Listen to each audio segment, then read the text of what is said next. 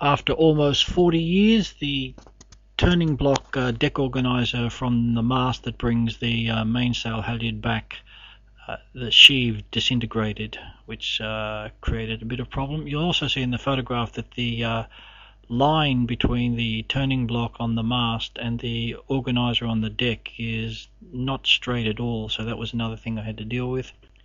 This is what the sheave looked like after I've pulled it off. You can see totally disintegrated.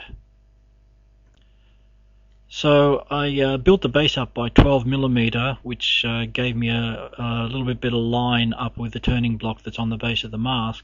Also, it allowed me to use a nut at the bottom of the turning block, at the bottom of the organizer. The 12mm is a space where the nut sits in. I used a cap screw instead of a bolt because it has a rounded head, which doesn't have the sharp edges of a hex bolt. Here you can see the deck organizer turning block with two riveted pins through it. One holds the thing together and the other one is actually the axle for the sheave. Turn it over, grind off one part of the driven over rivet, drive out the rivet with a drift and a hammer. Here you can see the components, the destroyed sheave. There's a bronze bearing that goes through it, and then there's the stainless steel rivet. The stainless steel rivet was recovered, replaced by a stainless steel cap screw. Yep.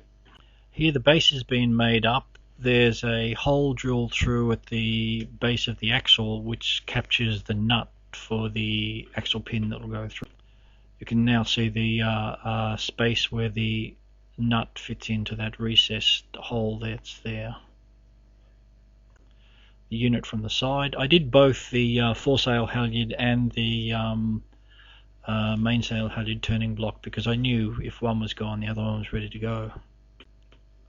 Before I put the nut on the bottom, I coated the thing with 5-minute epoxy. That's good enough to keep it on there, and if you ever need to get it off, you just put a bit of heat and the epoxy disintegrates and you can pull it off again. Of course I had to replace the holding down bolts with or set screws with 15mm longer units and cut them off a little bit, but a little bit of butyl tape around the bottom and clamped down quite easily. Quite happy with the way it worked out.